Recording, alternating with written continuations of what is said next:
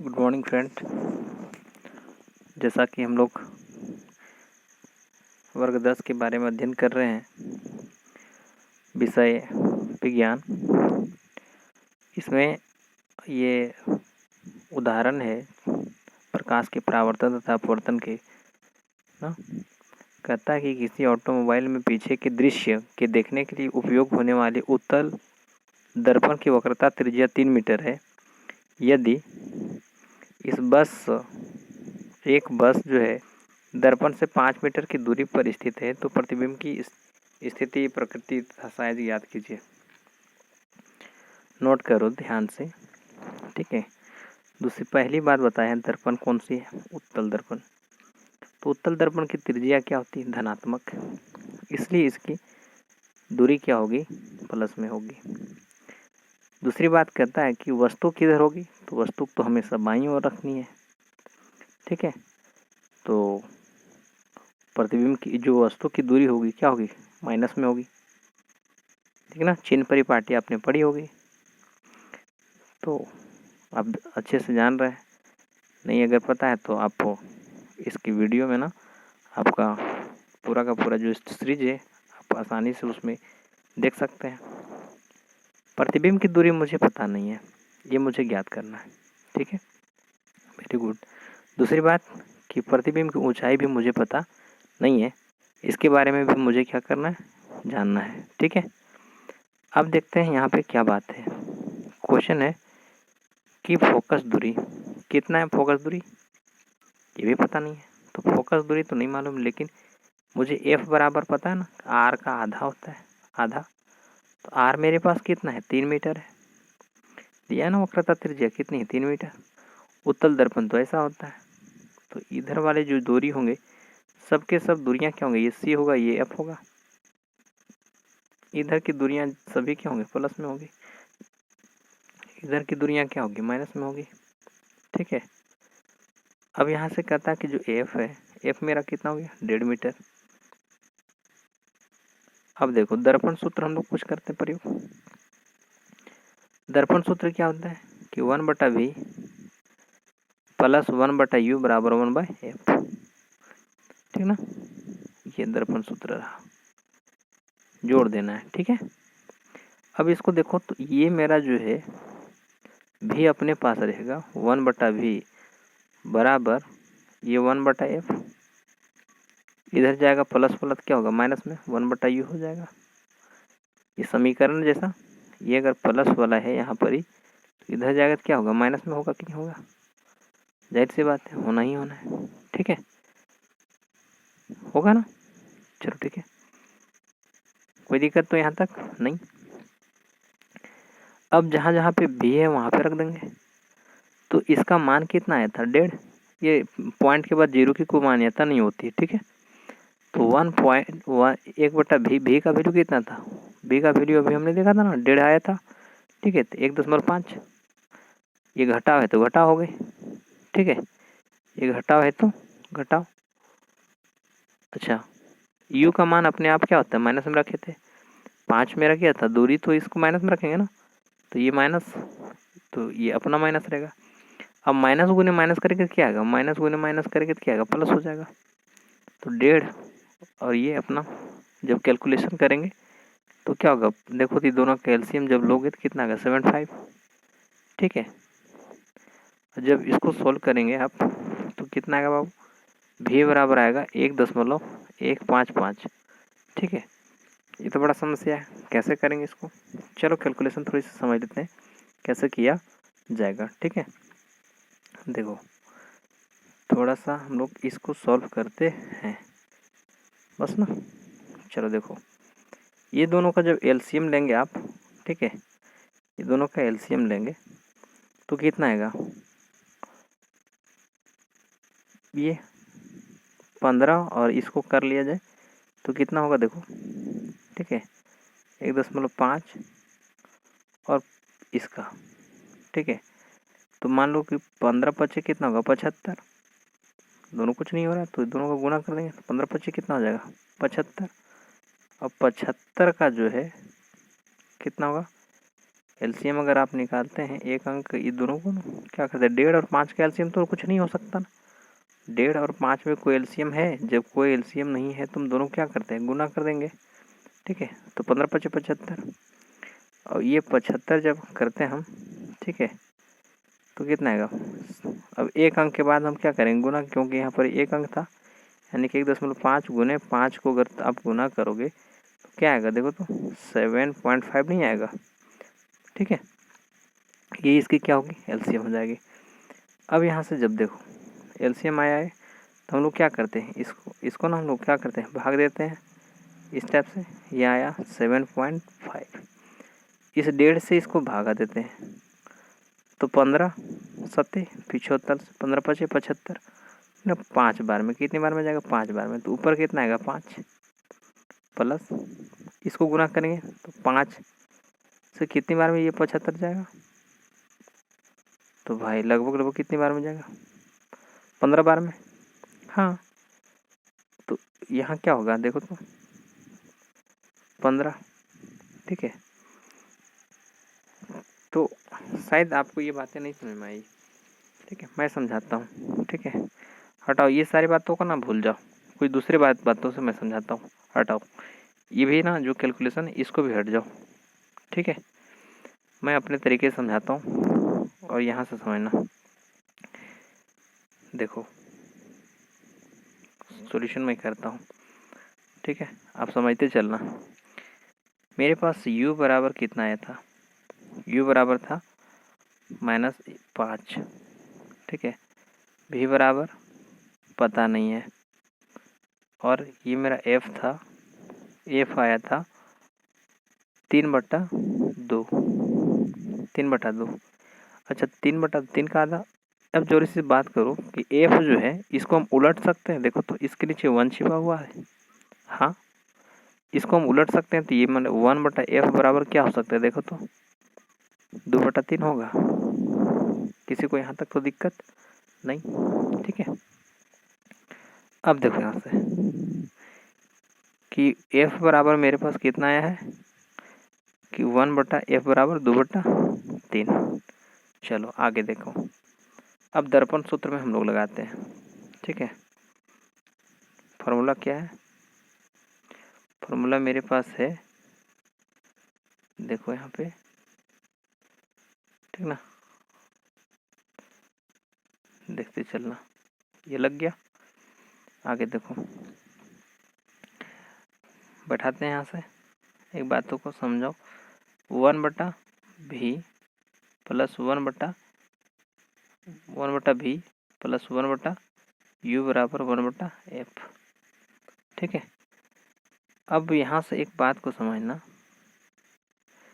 कि ये जो मेरा v है ना, ये प्लस में है, उधर भेज देते हैं इसको, इस साइड अगर भेज दें तो क्या में होगा, जब माइनस में होगा कि 1/v बराबर क्या होगा, 1/f घटाओ 1/u होगा जी, बिल्कुल होगा।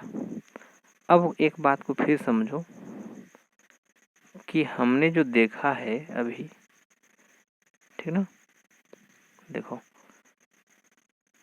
गौर से समझना, 1/v तो v रहेगा, f मेरे पास कितना आया था, 1/f का बराबर लिखे थे हम लोग 2/3 माइनस, अब इसका वैल्यू कितनी होगी 1/-5। ठीक है, अब यहाँ से समझ लो, इन दोनों माइनस गुने माइनस क्या होगा, प्लस होगा, 2/3 प्लस 1/5। ठीक है, यहाँ तक तो दिक्कत नहीं है। आगे फिर समझो, दिक्कत है क्या, नहीं होनी चाहिए। अब यहाँ से क्या करते हैं, देखो फिर से हम लोग काम करते हैं, ये दोनों का एलसीएम जब लेंगे तो 1/v बराबर हो जाएगा मेरे पास, दोनों का एलसीएम 15। ठीक है, दोनों का एलसीएम क्या करेंगे, 15 करेंगे, और उसके बाद 3 × 5 = 15, इसको गुना करेंगे तो 5 बार में जाएगा, तो ऊपर वाला कितना होगा, 5 दूनी, ये 5 से गुना करेंगे तो 2 × 5 = 10। अब प्लस में इसको 3 बार में, तो टोटल करने के बाद कितना आता है 1/v बराबर आया मेरा 13/15। जब हम ये क्या करते हैं, पुनः इधर देखो, जब इसको हम उलट देंगे तो ये मेरा v हो जाएगा। v बराबर क्या कर सकते हैं, इसको देखो तो 15/13 लिख सकते हैं, बिल्कुल लिख सकते हैं। जब इसको काटेंगे आप, ठीक है, तो देखो, ठीक ना, जब इसको क्या करोगे आप, सॉल्व करते हो, ठीक है, तब कितना आएगा, तब देखो यहाँ से 13 एकम 13, कितना बचेगा, 2 बच गया ना, 20, तो 13 एकम 13 कितना बचेगा 7, 70, तो 13 पचे 65, 13 छक 78, 13 पचे 65, ठीक है, लगभग 1.15 के आसपास आएगा मीटर दूर पे ये प्रतिबिंब बनेगा। क्या चिम आ रहा है, माइनस में आ रहा है प्लस में आ रहा है, तो इसकी दूरी क्या चिम आ रही है, प्लस में आ रही है। यहाँ पे माइनस नहीं है, यहाँ पे प्लस आ रहा है ना, इससे क्या पता चलता है कि ये जो प्रतिबिंब बनेगा वह दर्पण के पीछे साइड बनेगा। इतनी बातें समझ में आई, ठीक है। चलो देखो, अब यहाँ से देखना, ठीक है, आप इसे नोट कर लेना। देखो यहाँ से मेरा आया कितना, 1 इतना, तो दर्पण से पीछे बनेगी। अब आवर्धन सूत्र के बारे में देखो, आवर्धन सूत्र क्या होता है कि H'/H, ठीक ना, H'/H। अब मेरे पास कितना आया था, देखो H बराबर -V/U होता है, ठीक है, तो H को हम मान लेते हैं 1, 1 गुना है, कोई यहाँ पे दिया हुआ नहीं है तो इसका मतलब क्या है 1 गुना है, ठीक है। अब देखो भी मेरे पास कितना आया था, ये तो माइनस रहेगा यहाँ पे, माइनस, ठीक ना, यहाँ पर माइनस होगा, ठीक है, और भी का वैल्यू 1.15 मीटर, बट्टा नीचे क्या होगा -5, ये माइनस माइनस दोनों कट जाएंगे ना, जब इसको तुम कैलकुलेशन करोगे, भागा दोगे, तो कितना आएगा +0.23। तो इससे हमें पता क्या चलता है, ठीक है, कि प्रतिबिंब जो है दर्पण के पीछे बनेगी। क्यों, भी का मान क्या आ रहा था, प्लस में आ रहा था, जाहिर सी बात है पीछे बनेगा, जो पीछे बनेगा वो सीधा की काल्पनिक होगी और वो सीधा होगा ना, तो वस्तु से क्या था, छोटा था, वस्तु से क्या है, छोटा है। क्यों, क्योंकि 0.23 गुना बन रहा है, 1 से बड़ा नहीं है, क्योंकि प्रतिबिंब की जो है ऊंचाई जो है बिंब की ऊंचाई से छोटी है, क्या 0 पॉइंट में है, ठीक है। इतनी बातें आपको समझ में आई है, आगे के देख लो। इसमें क्या कहता है, बिल्कुल इसी प्रकार से आप ना इसको सॉल्यूशन कर सकते हैं खुद से भी। यानी कोई 4 सेंटीमीटर साइज का बीम, बीम मतलब क्या है, प्रतिबिंब, ये सॉरी वस्तु, जो 15 सेंटीमीटर फोकस की अवतल दर्पण, आपकी कौन सी दर्पण है, अवतल दर्पण, बस कुछ नहीं है, यहाँ पर एफ क्या होगा, एफ आपकी ऋणात्मक हो जाएगी और कुछ नहीं है, ठीक है। 25 सेंटीमीटर दूरी पर रखी है, दर्पण से कितनी दूर पर पर्दे को रखा जाए कि वह स्पष्ट प्रतिबिंब प्राप्त हो, प्रतिबिंब की प्रकृति तथा साइज ज्ञात कीजिए। 2 बातों को समझो, क्या क्या करना है, देखो मुझे क्या दिया है, सॉल्यूशन तो देख रहे हो आप। प्रतिबिंब का साइज मुझे पता करना है, ठीक है। बीम की ऊंचाई कितनी है, 4 सेंटीमीटर है, बीम की दूरी कितनी है, 25 सेंटीमीटर, ठीक है, और फोकस दूरी क्या होगा, 15 सेंटीमीटर, प्रतिबिंब नहीं पता, प्रतिबिंब की साइज नहीं पता। चलो देखो, ये आपको पता है ना, माइनस क्यों होगी, फोकस दूरी माइनस क्यों होगा, ये माइनस में क्यों लिख दिए। अब बीम की साइज प्लस में क्यों है, क्योंकि बीम तो ऐसे खड़ा करते हैं ना, तो हमने तो देखा था ग्राफी वाला विधि में, ठीक ना, जो निर्धारण करना है चिन्ह परिपाटी में कैसे प्लस होता है कैसे माइनस होता है, ठीक है, आप इसको जानते हो भली बात है। तो अब इजीली हम लोग यहाँ से बनाना सीख लेते हैं, दर्पण सूत्र का प्रयोग करते हैं, तो 1/v + 1/u बराबर 1/f, ठीक है, भी ये मेरा उधर चला जाएगा, तो 1/f - 1/u, ठीक है, भी बराबर हो जाएगा 1/v बराबर 1/f - 1/u, ये इधर जाएगा तो, ठीक है। तो यहाँ से रख दिया सभी का मान जो मैंने क्या किया पुट किया, क्या ए बराबर माइनस में होगा, ठीक है। एफ क्या चाहिए माइनस में, यहाँ पे दिख रहा है आपको, ठीक है। तो माइनस माइनस ये जुड़ जाएगा, तो अब यहाँ से सॉल्व जब करेंगे इसको तो मेरे पास कितना आएगा, ये -37.5 यानी कि 37.5 आएगा। तो मुझे क्या करना होगा आप, ठीक है, कि पर्दे को, ये किस में आ रहा है माइनस में आ रहा है ना, तो माइनस में आ रहा है इसका मतलब प्रतिबिंब क्या बनेगी, वास्तविक बनेगी और दर्पण के सामने बनेगी। तो पर्दे को ना दर्पण के सामने 37.5 मीटर दूरी पर रखनी होगी और प्रतिबिंब कैसे बनेगी, तो वास्तविक बनेगी। चलो इसकी आवर्धन निकाल लेते हैं, ठीक है। आवर्धन निकालने के जो है क्या होगा कि m बराबर होता है -v/u या -h डैश बटा h। h डैश का मतलब क्या होता है, प्रतिबिंब की ऊंचाई। h डैश का मतलब क्या हुआ, प्रतिबिंब की ऊंचाई। तो h डैश बराबर अगर बात करें हम, ठीक है, तो यहाँ मेरे पास क्या देखो h डैश, इसको क्या किया गया है पता है आपको, नहीं देखो कुछ नहीं है, यहाँ से एक काम कर दिया गया है, ठीक है। देखो कब आ गया, देखो ये समीकरण ना, यहाँ से मैं एक बात बताता हूँ समझना, ठीक है, कि m बराबर होता है h डैश बटा h बराबर होता है -v/u, ठीक है। इसको हम यहीं से ये दोनों को सॉल्यूशन करते देखो, h डैश बटा h बराबर ये लिखेंगे -v/u, सभी आपस में बराबर है, तो ये दोनों भी तो आपस में बराबर होगा ना, ये वाला और ये वाला भी बराबर होगा आपस में।